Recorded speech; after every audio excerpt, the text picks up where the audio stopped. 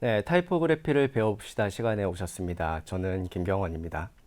오늘은 글꼴의 구조에 대해서 살펴볼 건데요. 타이포그래피가 글자를 다루는 기술이라고 했죠. 그래서 글자의 모양새를 말하는 글꼴, 글꼴이 디자인되어 있는 구조를 이해하면 우리가 조금 더 타이포그래피를 배우는데 심도 깊게 접근을 할 수 있을 것 같습니다.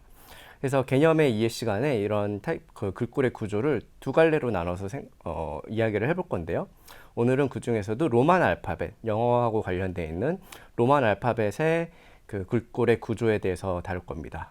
로만 알파벳을 먼저 다루는 이유는 타이포그래피 역사가 한글에 비해서, 한글 타이포그래피 역사에 비해서 훨씬 더 오래되었다는 것은 자명한 일이고, 그리고 그런 관점에서 보면 나팔자 시대 때부터 그런 시스템이나 구조들에 대한 개념들이 훨씬 더 오랫동안 자리 잡고 있었기 때문에 한글 또한 영향을 많이 받았겠죠. 그런 타이포그래피의 개념적인 부분에 있어서.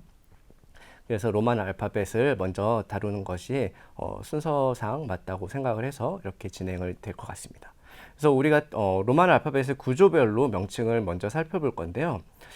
글자체는 많은 부분들로 이루어져 있고 각각은 특정한 이름을 갖고 있어요. 그래서 디자이너라면은 이런 명칭들, 특히 그래픽 디자이너 같이 텍스트와 이미지를 다루는 디자이너들은 이런 명칭들하고 익숙해져야 되는데, 타이포그래피 용어에서 확장해서 이런 각각의 요소들에 대한 이름, 그리고 그 의미들, 그리고 관계들을 파악하는 것이 중요하겠죠. 그래서 지금 보시는 구조에서 글자들이 이렇게 이루어져 있습니다. 좀 더 자세히 들어가 보면 이제 구조별로 명칭을 우리가 살펴볼 수 있는데, 베이스 라인이 있고 민 라인이 있습니다. 그래서 글자를 디자인을 할 때 이 두 기준선이 가장 중요한 부분인데요. 일단 베이스 라인 같은 경우에는 글자들이 그 위에 놓여 있을 것 같은 가상의 선을 말해요. 그래서 베이스 라인은 언뜻 보면 이제 밑줄이라고 보면 됩니다. 밑줄이 밑줄에 일정하게 글자들이 놓여 있어야 우리가 가독하는 데 무리가 없겠죠. 그리고 무게중심과 같은 역할도 할 수 있고요. 그리고 그 위에 보시는 민라인 같은 경우에는 한국말로 몸통선이라고 하는데, 그러니까 글자의 전체적인 크기에 대한 개념을 설정을 시켜줘요. 그래서 소문자 A, C, E, M, N, V, W, X 이 소문자들의 윗부분을 따라서 이어지는 가상의 선이라고 말할 수 있습니다. 각각의 형태들을 보면 지금 타이포그래피라는 텍스트를 이렇게 놓아놓고 이제 형태적인 부분에서 구조별 이름을 살펴볼 건데요. 처음에 우리가 살펴볼 부분은 암입니다. 그래서 대문자 T와 같은 데서 수평획의 기본이 되는 형태가 이 암이 되겠고요. 두 번째로는 이제 스템, 그러니까 기둥, 한국말로는 기둥이라고 할 수 있는데, 이 스템을 보면은 세로획의 기본이 되죠. 그래서 T 같은 경우에는 가로 세로획이 90도로 이렇게 딱 만나는 조형적인 구조적 형태를 가지고 있죠. 그래서 이 가로획과 세로획의 기본, 획의 기본이 되는 형태를 먼저 살펴볼 수 있습니다. 그리고 또 하나 우리가 중요하게 봐야 할 부분 중에 하나는 이 쉐리프입니다. 쉐리프. 그래서 쉐리프라는 것은 이제 그 글자를 구성하는 주요 획의 끝부분에 돌출한 작은 획을 말하는데, 한국말로는 획이라고 할 수도 있죠. 그래서 그리스 로마 시대에 알파벳이 이제 처음에 돌에 새겨질 때 석공들이 글자를 이제 보기 좋게 만들게 하기 위해서 돌판에 새겨진 그 획을 끝맺음한 것에서 유래했다는 것도 있고, 아니면 펜이나 한국말 같은 경우는, 그러니까 아시아 문자 같은 경우에는 붓의 흔적이 글자의 부분으로 남아서 생겨난 부분이라고 할 수도 있을 것 같습니다. 그래서 몇 개의 획으로 만들어지는 글자의 모양을 이제 좀 더 미려하게 하려고 했던, 고려했던 그런 부분에서 발전을 했다고 볼 수도 있고, 이 셰리프의 형태나 유무에 따라서 그 양식을 시대적인 디자인 양식을 구분하는 매우 중요한 요소이기도 합니다. 그래서 타이포그래피에서 셰리프는 굉장히 많은 부분을 차지하고 설명이 되고 있죠. 셰리프는 이제 타이포그래피에서 글자와 기호를 이제 이루는 획의 끝부분, 돌출된 형태라고 조형적인 의미로 생각해 볼 수 있는데, 산스라는 말이 붙어서 이 셰리프가 없는 산세리프는 이 획이 없는 글자를 말하죠. 그래서 헬베티카나 아니면 뭐 유니버스 같은 그런 글꼴들은 우리가 흔히 한글에서 도둠체, 고딕체라고 말하는 그런 글자들에서는 획이 없잖아요. 그래서 그 셰리프가 없다는 말로 산세리프라는 용어도 같이 기억해 두면 좋을 것 같습니다. 그래서 산세리프라는 말은 그 프랑스어 산스, 그러니까 없다는 뜻에 산스가 붙어서 획의 비침이 없다는 뜻으로 산셰리프, 이렇게 해서 산셰리프라는 용어가 생겨났고요.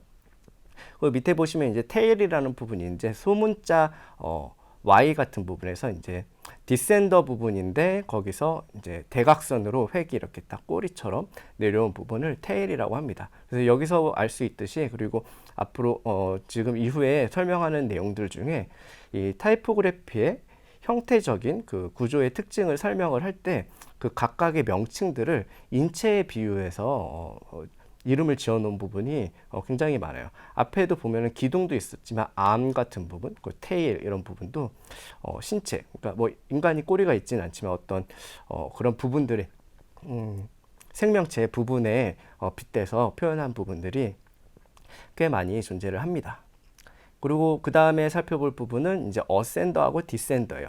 어센더는 위로 올라가 있다는 뜻이고 디센더는 밑으로 내려가 있다는 뜻이라고 생각을 하면 되는데, 소문자 B나 D, H, 여기서 보면 H와 같은 부분들에서 윗선, 그러니까 mid라인 위로 올라가 있는 획을 어센더라고 하고요. 엑사이트, 그러니까 지금 보시면 여기 엑사이트 표시가 있는데 엑사이트를 기준으로 엑사이트가 클수록 어센더가 짧아진다고 생각할 수 있을 것 같아요. 상대적으로. 그리고 대신에 S&D의 길이에 따라서 서체의 분위기나 어떤 느낌, 그러니까 인상이 굉장히 달라지는 부분도 있습니다. 그 디센더 같은 경우에는 이제 소문자 P, 아니면 Y, 뭐 G 같은 부분에서 아래로 쳐져 있는, 이런 아래로 내려와 있는 이런 획을 말하죠. 그래서 베이스라인 아래로 내려간 부분을 디센더라고 그러고, 디센더들이 이제 일렬로 가상으로 기준을 세우고 있는 그런 선을 디센더 라인이라고도 하죠. 그래서 여기서 보시면 P처럼 소문자에서 베이스라인 아래로 지금 표시가 되어 있죠. 이렇게 내려가 있죠. 그래서 어센더와 디센더는 세트로 기억을 해두면 좋을 것 같은 용어입니다. 그 다음에 살펴볼 용어는 볼하고 루프인데요.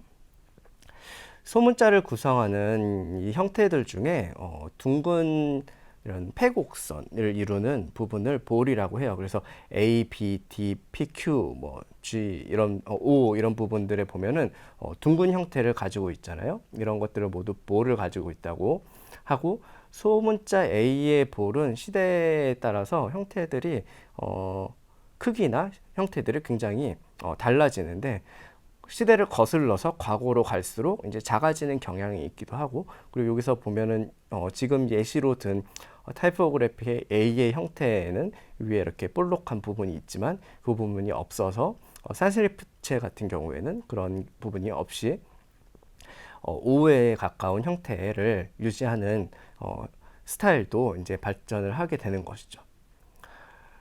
그래서 볼과 루프를 보고 있는데요. 지금 루프 같은 경우에는 이 아래, G 아래 보면은 이런 형태들을 루프라고 합니다. 그래서 고전적 양식의 소문자 G에서는 두 개의 볼로 이루어져 있죠. 그래서 이렇게 합쳐져 있잖아요. 근데 우리가 기억하는 산세리프체에서 G에서는 볼이 이제 하나로 이렇게 이루어져 있는 것도 볼 수 있습니다.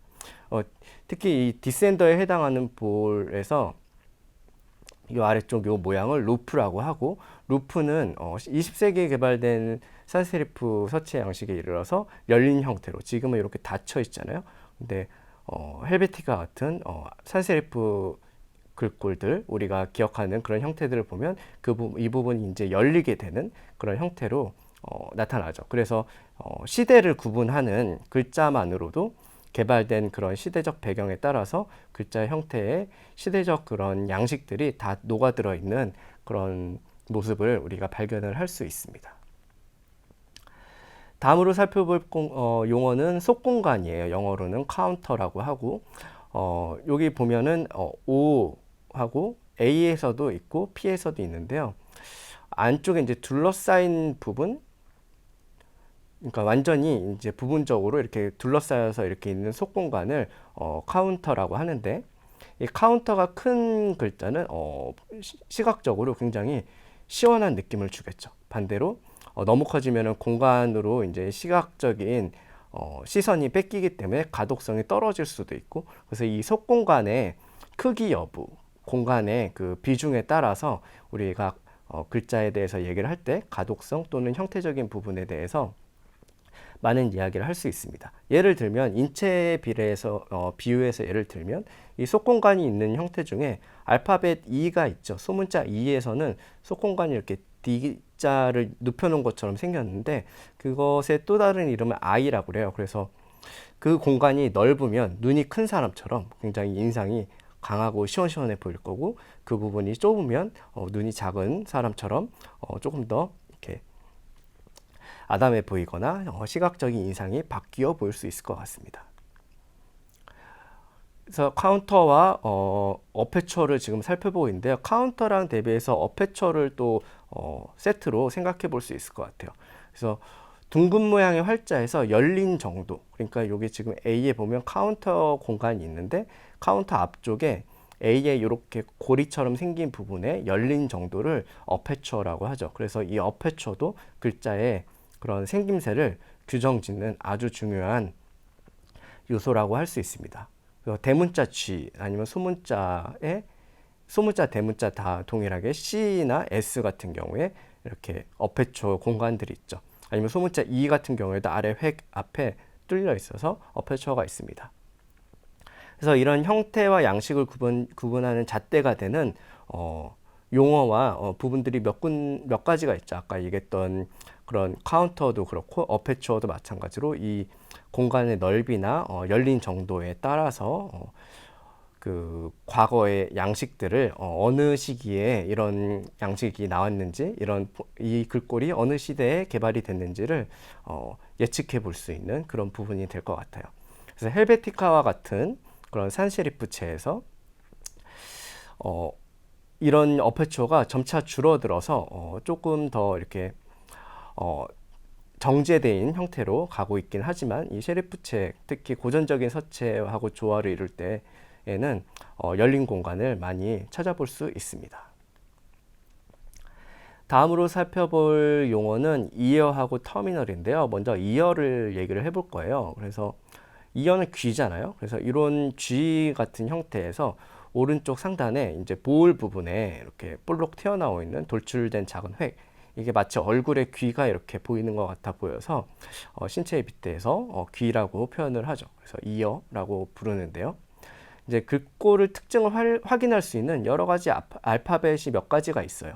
근데 그 중에 가장 대표적인 게 이 G예요. 그래서 뭐 A나 P 뭐 이런 알파벳들은 글꼴에 따라서 미세한 차이는 있지만 거의 흡사한 형태들을 보이는 그런 글꼴들도 있는데, G 같은 경우에는 그 글꼴의 캐릭터를 명확하게 보여주는 형태들이 많이 나타납니다. 그래서 글꼴을 같은 시대의 글꼴이라도 그 글꼴의 디자이너의 아니면은 그런 활자를 만든 사람의 그 특징을, 디자인된 특징을 확인하기 위한 중요한 요소로 차지를 하고 있습니다. 그리고 터미널을 빼먹었죠. 터미널은 뭐냐면 여기 지금 획의 끝맺음 부분처럼 이렇게 소문자 A나 C나 F, R 이런 데서 볼 수 있는 부분인데, 펜글씨, 초기의 펜글씨 영향으로 이제 R 같은 경우에도 이렇게 획을 싹 그으면 이제 펜이 머무는 공간이 있겠죠. 붓이 머무는 공간이 생기는 것처럼. 그래서 그랬을 때 이제 번져서 이렇게 동그란 형태로 이렇게, 아니면 또는 각진 형태로 이렇게 생긴 이렇게 남은 부분을 터미널이라고 하는데, 16, 17세기에 나왔던 그런 글자에서는 눈물방울 모양이라고 해서 teardrop shaped라고 하는 터미널을 많이 볼 수 있습니다. 그리고 거기서 좀 더 발전돼서는 동그란 공 모양의 볼 모양의 터미널로 발전을 한 것을 우리가 차후에 살펴볼 수 있을 것 같습니다. 그리고 다음으로 볼 것은 X하이트인데요. X자 높이라고 하죠. 그래서 앞에 어센더와 디센더를 설명하면서 조금 다루었었는데, 이 X하이트는 베이스라인과 윗선 사이에 있는 소문자 부분의 높이를 말합니다. 그래서 글자 크기, 를 가늠할 때 가장 중요한 부분이 이 X 하이트예요. 그래서 X자를 이렇게 보면은 정사각 정방형의 박스에다가 X자를 놔서 이렇게 조형적으로 위치를 이렇게 구조적으로 파악할 수 있는 모양새를 가지고 있죠. X자라는 형태가. 그래서 X 하이트라는 이름이 기준이 되고 이런 용어로 자리 잡게 된 것입니다. 그래서 X자 높이가 중요하다는 거.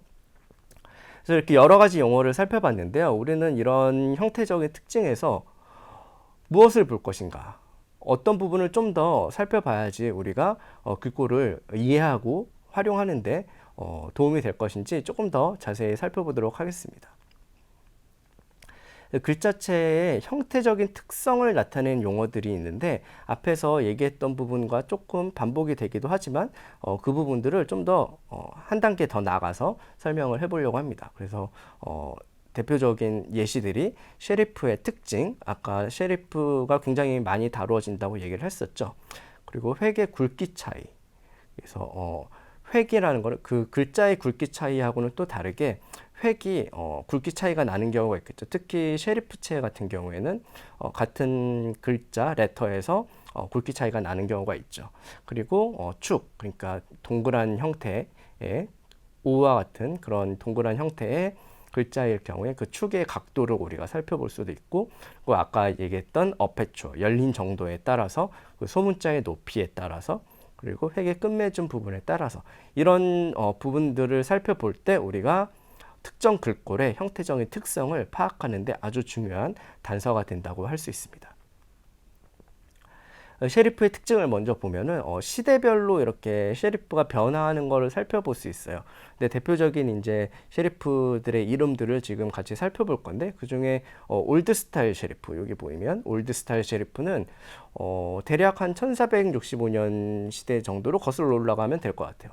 그래서 캐슬론이 처음에 1720년대에 디자인한 캐슬론체나 게러문드 같은 그런 올드 말 그대로 과거에 활판 인쇄 때부터 시작되었던, 그때 개발되었던 그런 글자의 스타일의 대표적인 형태들을 이제 올드 스타일 셰리프라고 하고 대표적인 글꼴로 뭐 게러문드, 캐슬론 등이 있을 것 같습니다.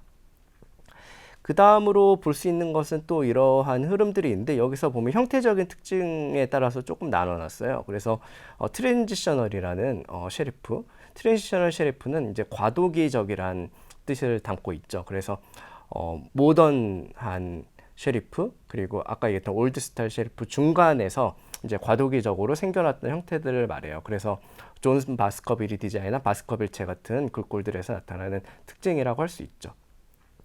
그래서 명료하고 올드 스타일에 비해서 훨씬 더 정제된 인상을 준다고 합니다. 그리고 또 비교해 볼 것은 이제 모던 셰리프체인데 여기는 헤어라인 셰리프체를 대표적인 예시로 하나 넣어놨어요. 그래서 헤어라인이라고 하면 이 셰리프가 굉장히 다른 셰리프에 비해서 획이 얇게 수직으로 딱 수평으로 이렇게 딱 놓여져 있죠.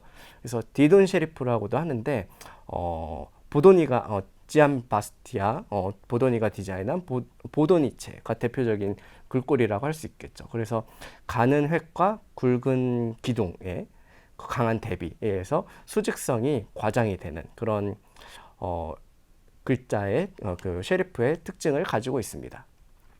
그래서 이런 셰리프 중에서도 이 획이 굉장히 얇게 적용이 됐을 경우에 이제 헤어라인 셰리프라는 이름을 붙이기도 하고요. 그리고 이제 슬랩 셰리프하고 관련된 얘기를 또 해봐야 되는데, 슬랩 셰리프라는 것을 얘기하려면 이 브라켓이라는 개념을 설명을 해야 돼요. 그래서 이렇게 보면 이 글꼴 같은 경우에는 이 셰리프의 형태 같은 경우에는 슬랩 셰리프의 언브라켓이라고 되어 있고, 저쪽에 있는 경우에는 슬랩 셰리프의 브라켓이라고 되어 있잖아요. 그래서 브라켓은 스템, 그러니까 기둥하고 셰리프를 이어주는 그 곡선 부분을 곡선으로 다듬었느냐 아니냐에 따라서 브라켓이라는 용어를 쓰는데, 지금 요 셰리프 형태 같은 경우에는 브라켓이 되어 있지 않죠. 각이 딱 져 있으니까요. 그래서 슬랩 셰리프는 굵은 사각형 형태를 보이는 그런 글자 형태를 말해요. 그래서 고대 건축물을 떠올리게 한다고 해서 이집트의 유산 그런 형태들에서 유래된 인상을 가지고 있다고 해서 이집트체라는 그런 이름으로 불리기도 합니다. 그래서 슬랩 셰리프체 특징 중에서도 이러한 형태들을 우리가 판단을 해볼 수 있을 것 같고요.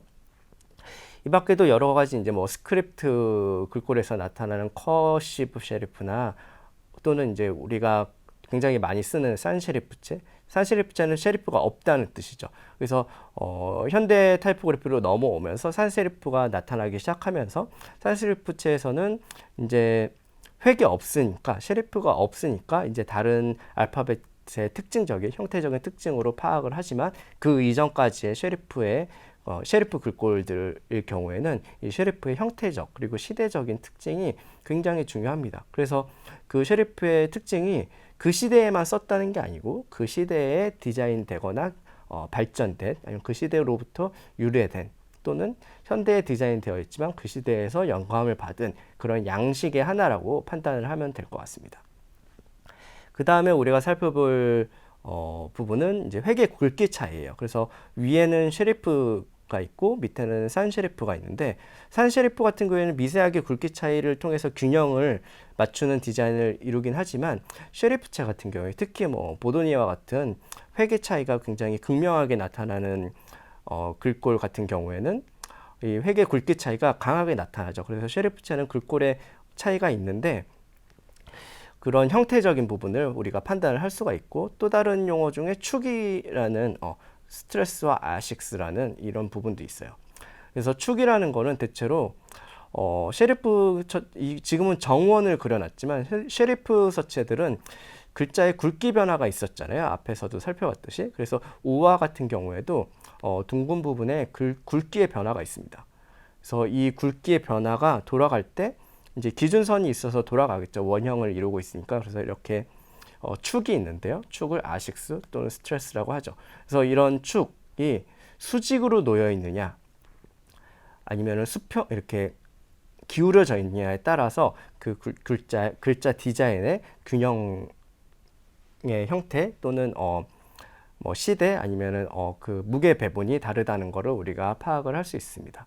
그래서 고전적인 서체일수록 팽글시의 영향을 받아서 축이 기울어져 있는 것을 알 수가 있어요. 그래서 타임스 뉴로만하고 게러문드를 비교를 해보면 이 두 글자의 디자인은 시대적인 차이가 꽤 많이 나죠. 그런데 게러문드 같은 경우에는 훨씬 더 고전적인 서체이기 때문에 이런 형태를 기울어져 있는 모습을 우리가 발견할 수 있습니다. 그 다음에 열린 정도, 어페추어죠. 앞에서도 살짝 얘기를 했었는데 어페추어는 이렇게 A나 H나 C처럼 이렇게 소문자 아니면 대문자 C나 G 등에서 이렇게 열린 부분의 형태를 말하고 그리고 고전적 수채화 조화를 이루기 위해서 개발된 로티스 산세리프 같은 경우에는 넓은 열린 공간을 볼 수도 있고 이런 형태들이 이제 아까 얘기했듯이 시대적인 배경을 가늠해 볼 수 있다고 얘기를 했죠. 그래서 지금 보면 산세리프체를 세 가지 다른 글꼴들을 이렇게 배치를 해봤어요. 다 같아 보일 수도 있지만 미세하게 다른 부분이 있죠. 그렇죠. 헬베티카와 에어리얼은 굉장히 닮은 꼴 서체인데 이 글자의 두 개를 비교를 할 때 가장 중심이 되는 거는 저 어페처의 그 열린 각도를 보면 알 수 있습니다. 그래서 헬베티카 같은 경우에는 수평으로 딱 잘라져 있는 저런 형태를 가지고 있고 에어리얼 같은 경우에는 이렇게 대각선으로 살짝 사선에 잘린 형태를 가지고 있죠. 그리고 머다나 같은 이런 글꼴 같은 경우에는 어때요? 수직으로 이렇게 딱 잘려 있는 이런 특징을 우리가 확인을 할 수 있습니다. 그 다음에 확인할 우리 용어는 이제 획의 끝맺음 부분, 터미널이라고 하는 부분인데요. 끝맺음 부분은 소문자 뭐 A, 뭐 C, F 이런 소문자들에서 많이 볼 수 있는데 팽글시의 영향을 받았다고 그랬죠. 그래서 이렇게 눈물 모양의 이렇게 획이 딱 이렇게 삐쭉되어 있는 이거는 테일이라고 할 수도 있지만 또 터미널이라고 할 수도 있죠. 이렇게 뾰족한 형태가 될 수도 있고 아니면 이렇게 볼 형태의 동그란 눈물방울 같은 형태의 볼 터미널을 우리가 볼 수도 있습니다. 다음으로 살펴볼 것은 X 하이트를 좀 더 구체적으로 살펴볼게요. 그래서 지금 두 가지 글꼴을 비교를 해놨는데 노토 셰리프하고 게러문드 두 개를 비교를 했어요. 그래서 X 하이트가 앞에서도 여러 번 강조를 했듯이 글자의 그 전체적인 크기, 덩어리의 크기, 그러니까 뭐 글자 몸통의 크기를 가늠하는 중요한 부분이라고 했습니다. 지금 두 글꼴은 같은 글자 크기를 적용을 한 거예요. 그것을 알 수 있는 부분은 지금 여기 보시면 소문자 S의 크기를 거의 동일하죠. 거의 똑같을 수는 없죠. 글자의 그런 특징이 있으니까. 근데 같은 크기를 적용을 해놓고 소문자를 X 하이트를 비교해 봤을 때, 텍스트에서 X의 높이를 비교해 봤을 때 노트 셰리프가 몸통의 크기가, 그 글자의 몸통의 크기가 훨씬 더 큰 것을 알 수 있죠. 그래서 상대적으로 어센더, 그러니까 민라인 위에 뾰족 튀어나와 있는 어센더가 짧아지고 가랴문더 같은 경우에 어센더가 더 길게 나타나는 것을 우리가 확인을 할 수 있습니다. 그래서 오늘 강좌를 간단하게 요약을 해보면요. 글자체는 굉장히 많은 부분들로 이루어져 있죠. 우리가 텍스트는, 문자와 텍스트는 공기 같아서 굉장히 무의식적으로 굉장히 많이 쓰고 있죠. 타이핑도 많이 하고 있고 말을 할 때 그 글자의 말의 형태를 상상하면서 쓰지는 않습니다. 하지만 디자이너가 타이포그래피를 다룰 때 있어서는 글자체의 각각의 요소들, 오늘 살펴봤던 이런 요소들을 자세하게 이해를 하고 있어야 되고, 우리가 꼭 폰트 디자이너가 되지 않는다고 하더라도 타이포그래피를 이제 글자를 다룰 때 있어서 이런 용어에 익숙해져 있을 때 단순히 기능 역할을 기능만 익히고 그런 역할을 하는 것이 아니고 전문적인 전문 지식을 가진, 역량을 가진 디자이너로 성공할 수 있을 것 같습니다. 오늘 글꼴의 구조하고 관련된 타이포그래피 강의는 여기까지 진행하도록 하겠습니다.